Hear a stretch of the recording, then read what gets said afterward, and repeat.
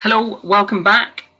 So the next video is to have a look at the learner. So the learner's portfolio, the menus, what they mean, and so forth. So I haven't really looked at the learner's menu yet. So if I click on learner's menu, this gives me a more advanced search facility. Okay, so I can look at all my active learners. I will just go down to ones. So for just demo system account. Okay. So when I search for any learner or I search my whole caseload, what you'll see is learner's name and the courses they're doing. So if you remember in video 1, we looked at sorting by learner name rather than by course. Because I've done learner name, I got the learner's name and then the courses. So these are the courses. These are all the units or tasks they have to do. So the color codes, grey is not started, blue is started, green is when it completes, pink is when it gets verified, and orange when it gets referred. So that is the color code, but it is on the status bar by here as well. We can then have a RAG rating. So this is where we can set the red, amber, green. Not sure if you use this, but it is there, and I'll show you how to set it now. We then have progress bars. So the progress bars, expected, goes on the dates of learning. So if they're on program for a year, then 50% the way through, and halfway through they expect to be 50 and so forth. So the started goes up when they start work, and then the completed is when you signed it off. Okay. We then have some 4 buttons here. So this is the comment box.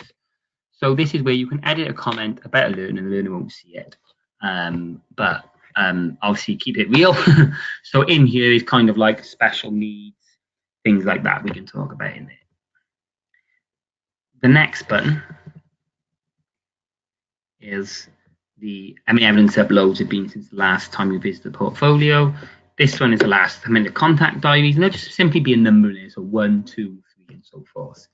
And this one is just like login data of the learner. So if I click into the learner's portfolio by clicking on the qualification type, that will take me into the actual portfolio. If I click on the name at the top here, that takes me into the RAG rating bit, so I can set the RAG rating. So you can see here at the moment it's set as green. If I click the RAG button, I can change it to amber or red, and that's where you can set your RAG rating. If I go back into the portfolio, so just to explain the portfolio, so the course snapshot button, so that's just a printout of all the criteria. I don't know why you'd want that, but it's just a printout of everything. Unit selection, this is if you have to pick optional units. For this particular qualification, I don't think there's any optional units. Well, there's a couple actually. So I can tick them, click update, and then that will be available in the portfolio straight away. Number 3, you can see there, behaviors. Okay. So by clicking unit selection, you can put optional units if there's optional units available for that particular standard.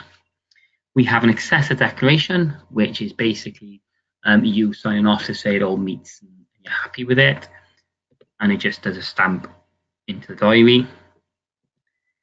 What we then have is a learner PDI, which is not really that good because learner can't access that part. So that's not really useful. So what have we got?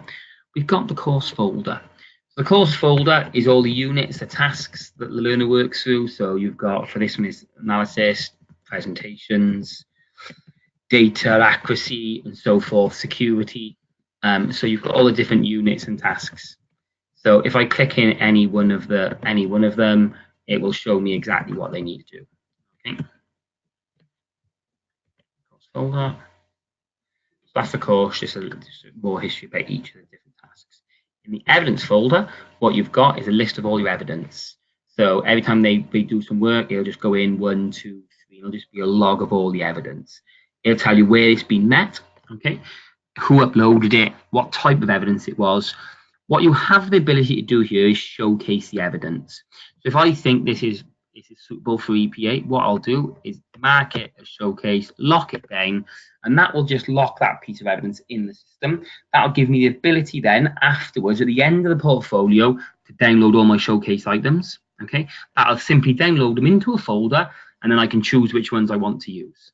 Okay.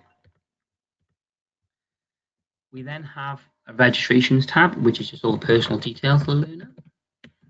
Okay. Contact diary. So whenever I give feedback or if I want to make a general entry, in here is where it's a bit like the story of what the learner portfolio goes through. So if I give feedback, if IQA happens, it all goes into here automatically. And I'll show you later how to do feedback, and it'll go into there. What I can do is create a general entry. So if a learner's not doing work, I just want to create some wording around it, I can. Or if I want to record some off-the-job training, I might want to go off the job training. Feedback, I'll just want it on customer service. Obviously, I'd expect you to put a bit more detail in this than just this. Then you've got a section for off the job, and I can just record then how many off the job hours that's been recorded.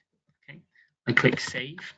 The system will allow me then to upload a document into here as well. I can upload a document. There we go, attached. So I can upload anything. And we'll just simply upload. It'll just attach to my PC, and I can attach something from my PC. So if I click close, you will see now that entry's been made. So off the job training. Obviously, you can do anything in here. It could be about some feedback about a learner. It could be spoken to the employer. So this is any kind of item. I've done off the job purposely, so you can see where that goes. So you can see I've made 3.5 hours. The next page is course metrics, which then just adds up all your off the job training. So you can see I've just made that one there, 3.5 hours, and it's given me the total of how many I've recorded in total. So that gives me the off the job stuff. Okay.